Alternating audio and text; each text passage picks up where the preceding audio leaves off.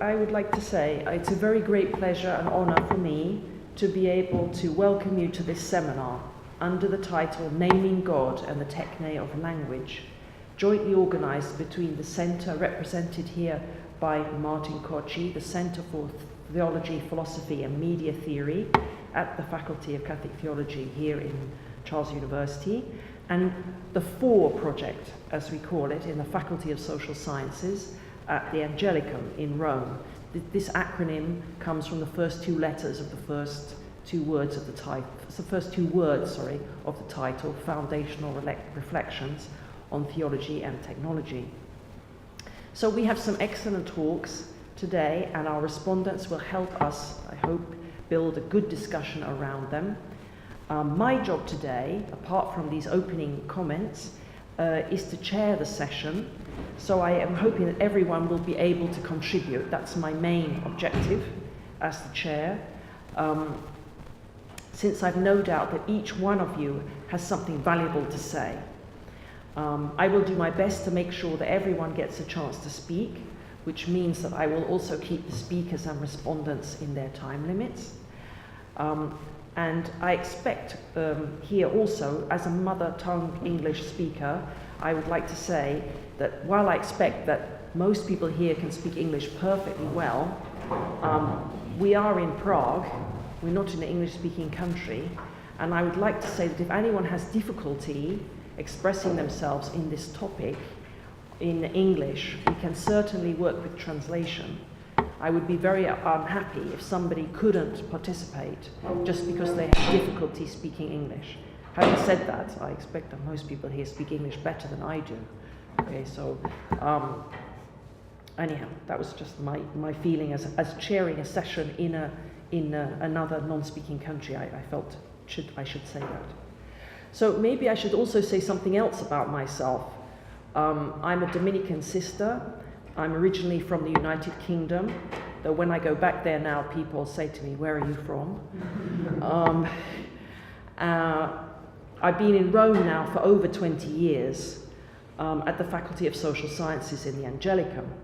I mostly teach courses to do with economic ethics and history of Christian social thought, though I started out my academic life as a manufacturing engineer.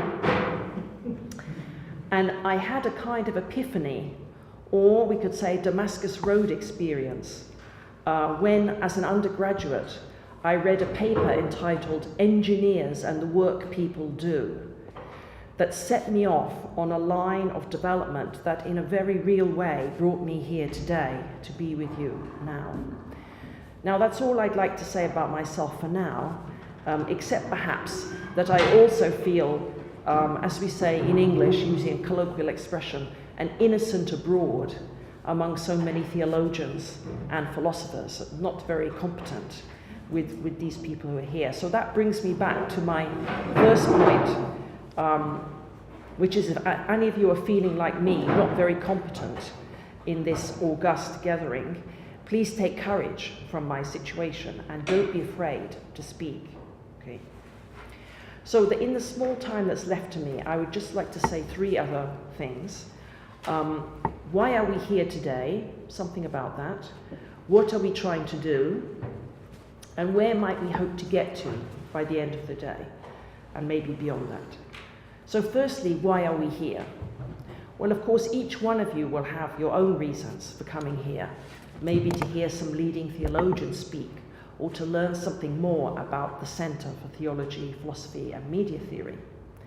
The seminar itself was conceived within the context of this FOR project I mentioned above, which has been running in the Faculty of Social Sciences since January 2016, so beginning of this year. Now you might be wondering why a Faculty of Social Sciences ended up running a project like this, a project under this title. So it might be helpful to tell you that this FOR project was thought of as part of the follow-up to a previous project we had under another acronym called CUSI. CUSI stands for Catholic University Between Secularization and Identity. Now the focus of that project was the 4 Catholic universities in the former communist bloc. So just to be clear, we're talking about Catholic University of Lublin in Poland, we're talking about Peter Pazman in Budapest in Hungary, we're talking about the Catholic University of Ruzomberok in Slovakia, and we're talking about Ukrainian Catholic University in Lviv. And we also had 2 comparison cases from Western Europe, from Tilburg and from the Newman Institute in Uppsala. So as we worked on this project, we found that one of the problem areas that emerged, one of the many, and one that would certainly not only be limited to the Catholic universities, was the question of what we could call integration between the disciplines.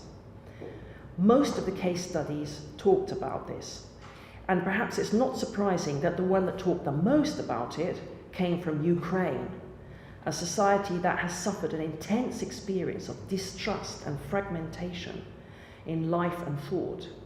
The authors of the contribution from UKU said, for instance, one of the key components, I'm quoting from their writing, one of the key components of UKU's mission is to set a powerful example in favour of integration and solidarity, regardless of how profound and widespread the fragmentation of Ukrainian society is. In the comparison cases from Western Europe, this also came up. For instance, in the one from Tilburg, the author said, Tilburg has taken a lot of initiatives to bring together scholars from different disciplines in order to respond in a synthetic way to a problem of high societal relevance. This thematic approach, as distinct from a discipline-oriented one, which becomes more and more important in understanding, in all kinds of research and education, is brought together under the heading Understanding Society Through Social Innovation. So this is just 2 examples from the case studies that came out of that project.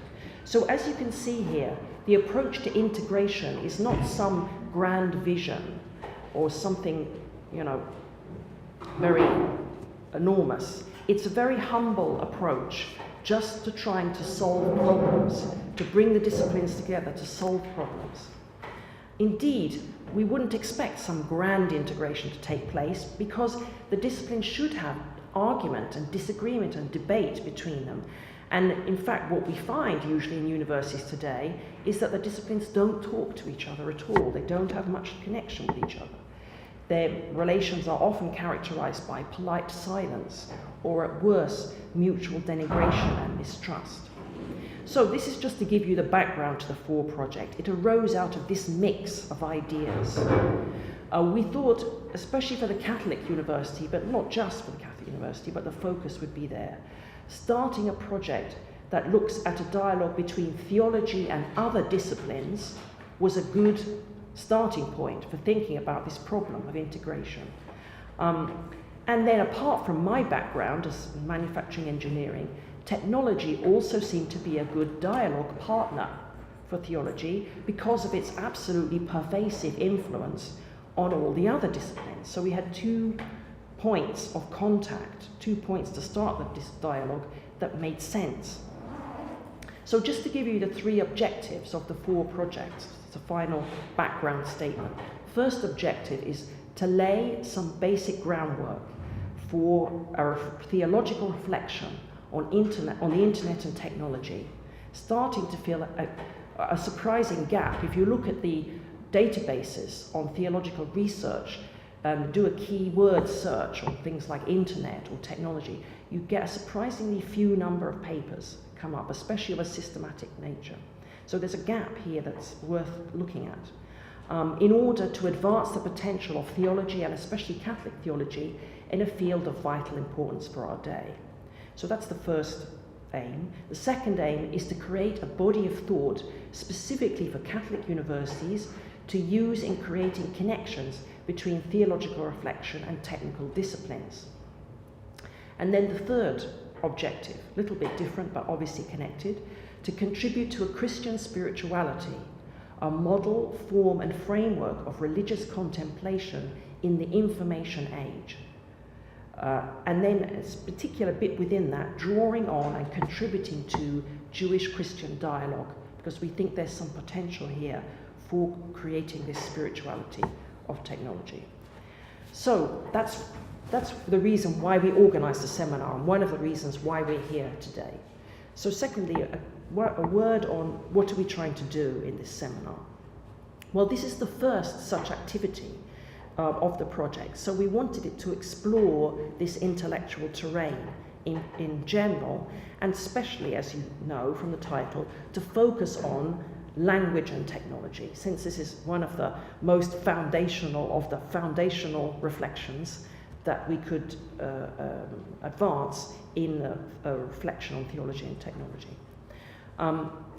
Gabor, the lead researcher, will start us off by looking at an alphabetic psalm.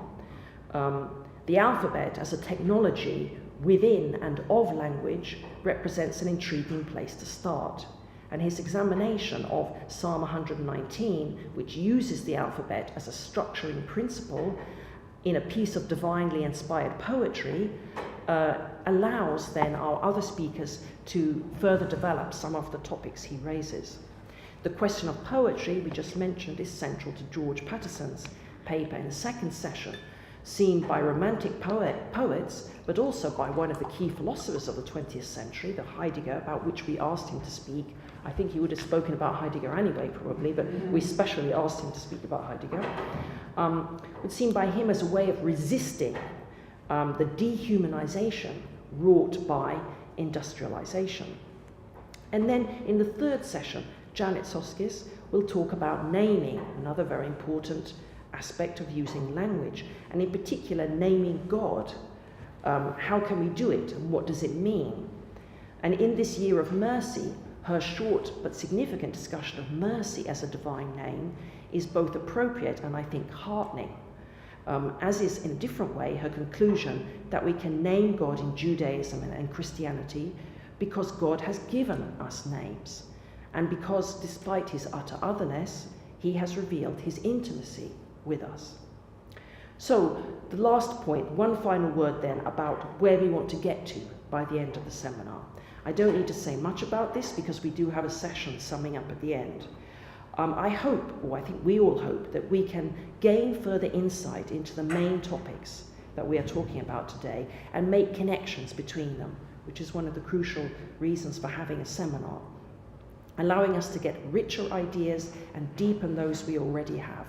So many thanks to all of you who are here for coming and contributing to that goal. Okay, thank you.